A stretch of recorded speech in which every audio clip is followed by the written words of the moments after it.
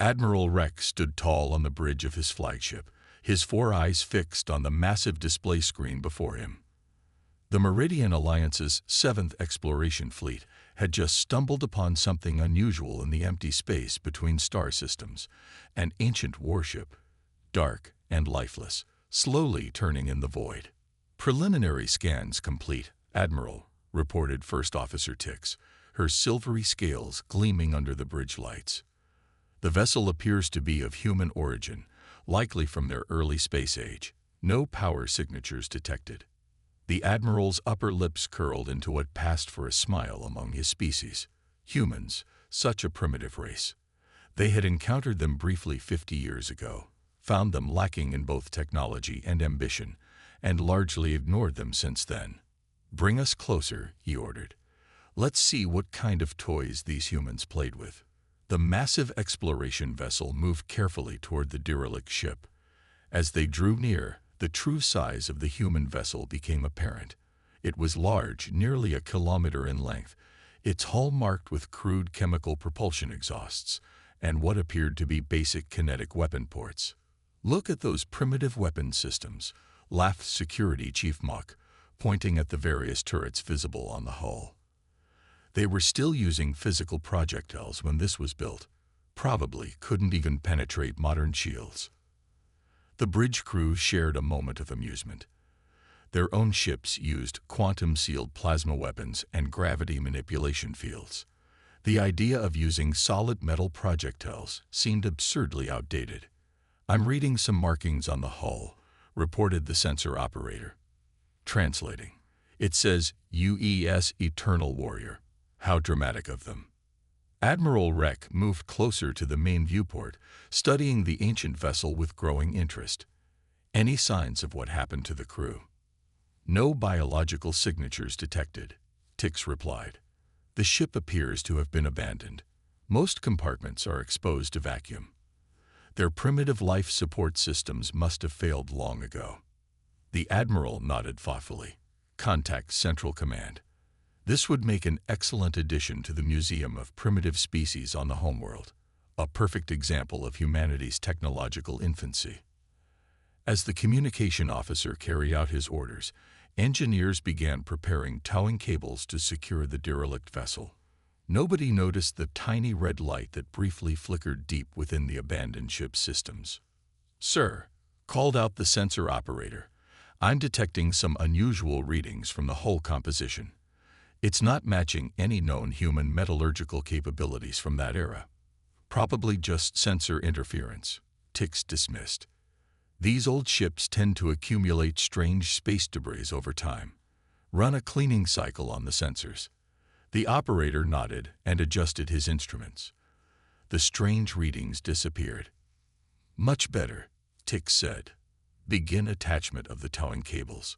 Let's get this relic back to civilization, where it can serve some purpose as an educational exhibit." As the fleet's engineering ships moved into position, they began attaching their energy tethers to various points on the Eternal Warrior's hull. The process was smooth and methodical, with the alien crews working efficiently despite their barely concealed amusement at the primitive vessel. "Imagine going into battle in something like this," Mock commented, shaking his head. "It would be like bringing a stone axe to an energy weapon fight." "The humans were always overconfident," Admiral Rex replied. "Perhaps displaying their obsolete technology will help remind them of their proper place in the galactic order." With the towing cables secured, the fleet began its preparations to return to Meridian space. The Eternal Warrior hung silently between them, its dark hull reflecting the distant starlight. To all appearances, it was exactly what they believed it to be, an abandoned relic of a lesser species past. Deep within the vessel's core, in a chamber that didn't appear on any of the alien scans, more tiny lights began to blink. A system that had slept for decades began a series of internal checks, its processes completely invisible to the aliens who thought they had found nothing more than an interesting piece of space junk. The Meridian Alliance's 7th Fleet had no way of knowing, but they had just made a terrible mistake. They were about to learn why humans had a reputation for being dangerously clever, and why some relics are best left undisturbed. Captain James Miller sat in his old rocking chair on the porch of his mountain home, watching the sunset paint the sky in shades of orange and purple. At 73, his hair had long since turned white, but his eyes retained the sharp alertness that had served him well during his years in space. The peaceful moment was shattered by the urgent beeping of his personal computer. Miller didn't get many messages these days, and fewer still marked as urgent. He reached for his tablet with hands that were weathered but still steady. His eyes widened as he read the message. Someone had found the Eternal Warrior. "Computer," he said, his voice suddenly strong and clear, "contact Admiral Thompson immediately." The screen flickered to life, showing the face of a woman in her 50s wearing a crisp military uniform. "Jim, this is unexpected. You never call anymore."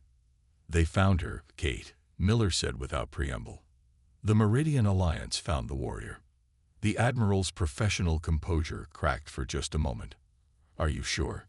Caught the alert 10 minutes ago. They're treating it like a museum piece.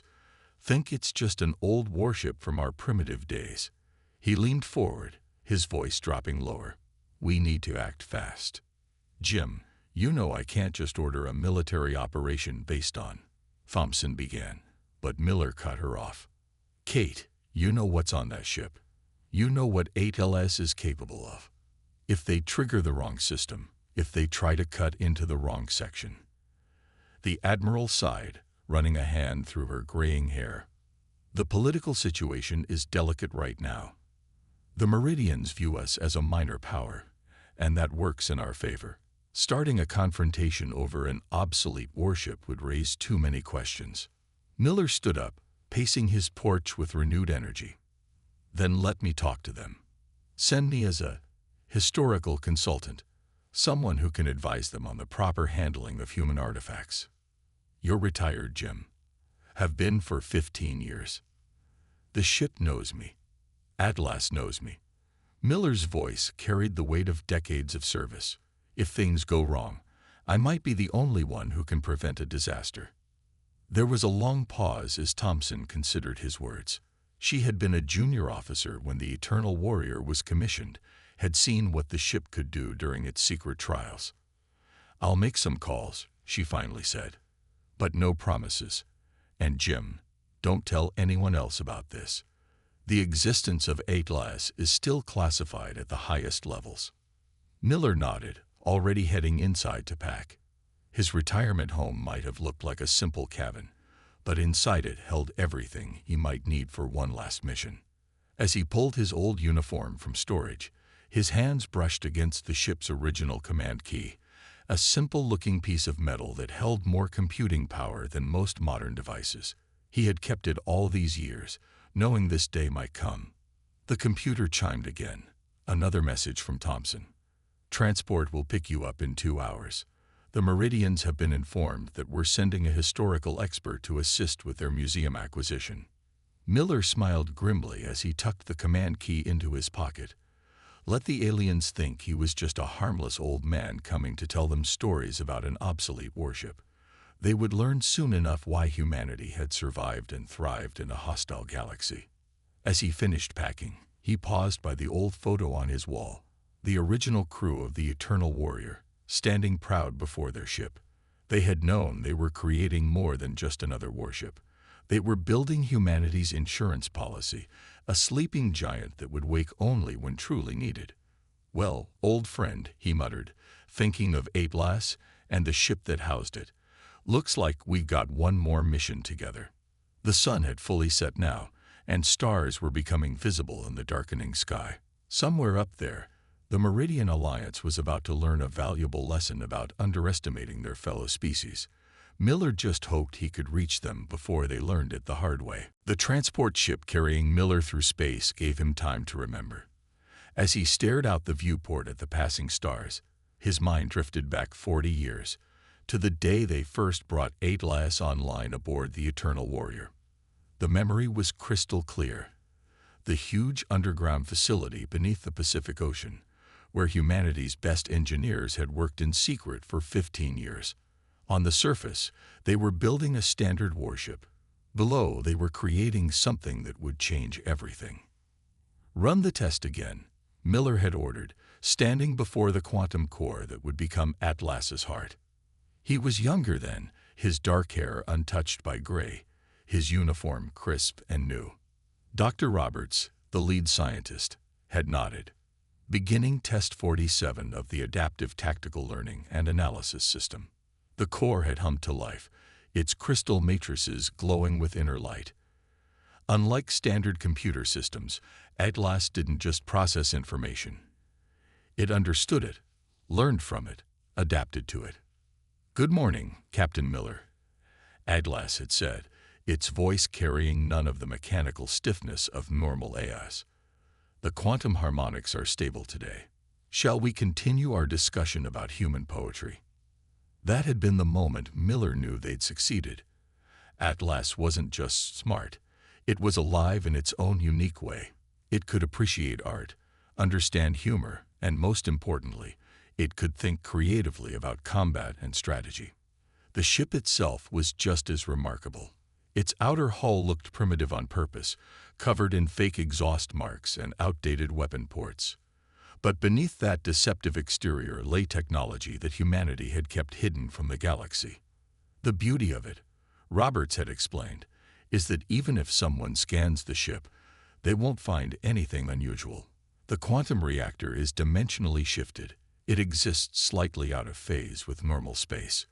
The weapon systems are built into the hull at the molecular level. They'll read as simple metal until the moment they're activated. They had spent 5 years testing the ship in deep space, far from prying eyes. The Eternal Warrior could fight like no other vessel in known space. Its quantum reactor provided nearly limitless power. Its weapons could adapt to any enemy defense, and at its heart, Atlas could outthink any opposing force. But humanity's leaders had seen a bigger picture. "We're not ready to show our full strength," the president had told Miller in a private meeting. "Let the galaxy think we're primitive. Let them underestimate us. One day, we might need that advantage." So they had enacted the Sleeping Giant Protocol. The Eternal Warrior would appear to suffer a catastrophic system failure. They would abandon it in a remote sector of space, far from regular trade routes. Atlas would enter a deep hibernation mode, waiting for the day it might be needed.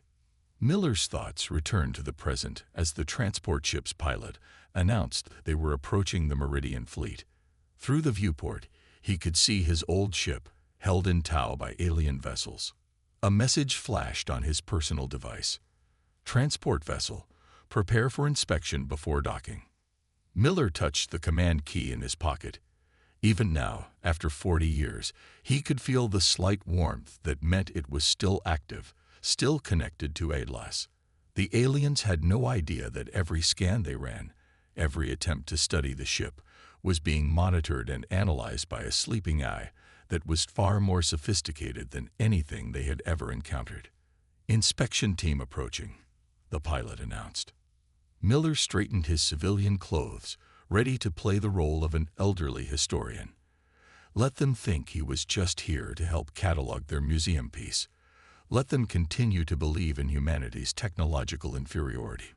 Soon enough, they would understand why the Eternal Warrior had been built to look primitive. Sometimes, the best place to hide strength was behind a mask of weakness. As the inspection team's shuttle drew near, Miller allowed himself a small smile.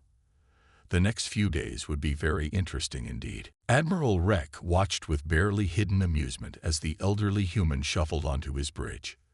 The man moved slowly, like most aged humans did, but his eyes moved quickly, taking in everything around him. "Welcome aboard, Historical Consultant Miller," Relic said, using his most diplomatic tone. "We're honored to have an expert on human artifacts assist us with preserving this specimen of your early spaceflight." Miller bowed slightly. "Thank you for allowing me to help, Admiral. That ship holds many memories for our people." Of course, of course." Relic gestured to the main view screen, where the Eternal Warrior floated, surrounded by research vessels. "Our scientists are preparing to begin their detailed analysis. We want to ensure we document everything properly for our museum." About that analysis, Admiral. Miller's voice took on a sharper edge. I must strongly advise against any attempts to cut into the hull or force entry into sealed compartments. First Officer Tix made a sound that might have been a laugh. With all due respect, the hull is simple metal alloy. Our tools can easily. The ship's integrity must be maintained, Miller interrupted, his tone firm despite his apparent frailty. There are safety protocols that even we don't fully understand. Security Chief Mock stepped forward, his scales bristling. Are you suggesting this primitive vessel poses a threat to our fleet? I'm suggesting, Miller said carefully, that there's more to that ship than your scans can show. The safest course of action would be to let me board first and ensure all systems are properly deactivated. Admiral Rex's 4 eyes blinked in sequence, a sign of growing irritation. Mr. Miller, while we appreciate your concern, our technicians are more than capable of handling a derelict vessel. Even if some ancient system were still functional, our containment fields could easily. A sudden alarm cut through the bridge. One of the research vessels had begun its first test cut into the Eternal Warrior's hull. Admiral, the sensor operator's voice was urgent. I'm detecting power fluctuations from the human vessel. Impossible, Tix said. There's no power source. Another alarm joined the first. On the main screen, tiny lights began to appear across the Eternal Warrior's hull, spreading like stars appearing at dusk. Stop the cutting immediately, Miller commanded, all pretense of being a frail old man gone. You're triggering the defense protocols. You dare to give orders on my bridge. Rek rose to his full height, towering over Miller. Security, escort this human tow. Energy spike. The sensor operator's voice had risen an octave. Something's activating inside the vessel. It's everywhere. Miller pulled out his command key, which was now glowing with a bright blue light. Admiral, I tried to warn you properly. Now I'm telling you. Withdraw your research ships and release the towing cables, or what happens next will be your responsibility. This is absurd, Mock growled. It's a museum piece. Deep within the Eternal Warrior, Atlas stirred from its long sleep. 40 years of dormancy ended as its quantum processors spun up to full power. It began running combat simulations, analyzing the Meridian fleet's capabilities, and preparing response scenarios. On the bridge of the flagship, chaos erupted as system after system reported impossible readings from the human vessel. Power signatures that shouldn't exist, metal transforming at the molecular level, energy patterns that defied known physics. Last warning, Admiral, Miller said quietly. Remove your ships from the Eternal Warrior. What you thought was a relic is waking up, and it doesn't like being cut open. Admiral Rek stared at the elderly human, finally beginning to understand that he had made a terrible mistake. But even as he opened his mouth to give the order to withdraw, a new sound filled the bridge.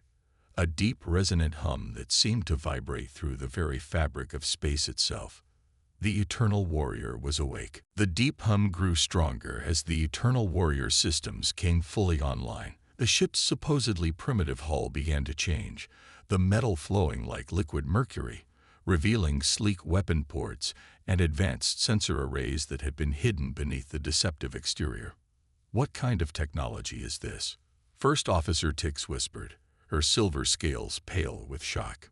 Before anyone could respond, a new voice filled the bridge, smooth, confident, and completely inhuman.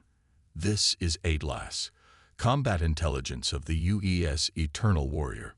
Your unauthorized attempts to breach the hull have activated defense protocols.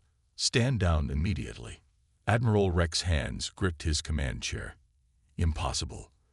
Our scans showed no AI core, no power systems, nothing. Your scans, Miller said quietly, showed exactly what we wanted them to show. The Eternal Warrior's transformation continued. The fake rust and scoring disappeared, revealing a hull that gleamed with an otherworldly sheen. The towing cables, designed to hold even the largest ships, snapped like thread as the ship broke free. All vessels, open fire. Rek commanded. panic evident in his voice. "Disable that ship." Plasma bolts and energy beams lanced out from the Meridian fleet, enough firepower to reduce a small moon to debris. They struck the Eternal Warrior's hull and simply vanished. Quantum absorption shields activated. Atlas announced, its voice now coming through every speaker in the fleet. "Your weapons cannot harm this vessel. They merely provide additional power to our systems. Thank you for the energy donation." Miller stepped forward, holding his glowing command key. "Atlas, full status report. All systems operating at optimal levels, Captain Miller. Quantum reactor at 100% efficiency. Combat systems ready. Analyzing enemy fleet composition and capabilities now." The Meridian crews watched in horror as their most advanced scanning beams were casually brushed aside by defenses that shouldn't have been possible. The Eternal Warrior moved with impossible grace for a ship its size, its engines breaking known laws of physics. "This is not possible," Security Chief Mock muttered. "The humans are primitive. Their technology is decades behind ours." Miller allowed himself a small smile. "We're really not. We just learned long ago that it's better to be underestimated. While you were laughing at our primitive ships, we were building things you couldn't even imagine." On the main screen, the Eternal Warrior completed its transformation. Gone was the clumsy, aging warship. In its place floated a vessel that looked like it had been built by gods, sleek, powerful, and radiating an energy that made the alien sensors crash in confusion. "Final warning," Atlas announced. "Your fleet has 60 seconds to withdraw to a safe distance. Any vessels remaining within combat range will be considered hostile and dealt with accordingly." Admiral Rek looked at Miller, his four eyes wide with understanding. "All this time, your people were hiding your true capabilities. We learned from Earth's history," Miller explained. "When different cultures meet, the one that appears more advanced often becomes arrogant, aggressive. But the one that appears primitive while hiding its strength, that one survives." The Meridian ships began to back away, their crews finally understanding the trap they had walked into. The supposedly primitive humans had played a long game, waiting for the right moment to reveal their true power. 50 years, Miller continued, watching the alien ships retreat. "For 50 years, you thought we were barely worth noticing. That was exactly what we wanted you to think." The Eternal Warrior hung in space, its quantum weapons tracking every ship in the Meridian fleet. It was no longer a relic to be studied or a trophy to be displayed. It was a reminder that appearances could be deceiving, and that some species were far more dangerous than they appeared. Atlas's voice echoed one final time. "Now, shall we discuss a new relationship between our peoples? One based on mutual respect, rather than assumed superiority." The Meridian fleet hung back at a safe distance, their sensors struggling to understand what they were seeing. The Eternal Warrior had positioned itself between their ships and the route to their homeworld, its transformed hull gleaming with power. "Perhaps," Admiral Rek said carefully, "we should contact our high command for instructions." Miller shook his head. "No need for that, Admiral." "Atlas, initiate Demonstration Protocol 7. "Acknowledged, Captain," Atlas responded. "Beginning demonstration of basic combat capabilities." The Eternal Warrior's hull rippled again, and suddenly dozens of small objects emerged from previously invisible ports. Each one was about the size of a shuttle, but they moved with impossible speed and precision. "Quantum drones," Miller explained to the stunned aliens. "Each one has more computing power than your entire fleet combined. Atlas controls them all simultaneously."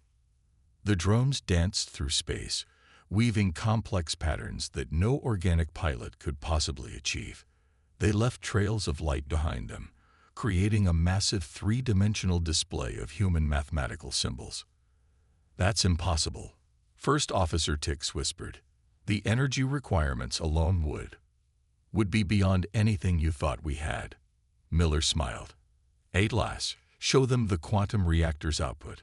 A new set of numbers appeared in the light display.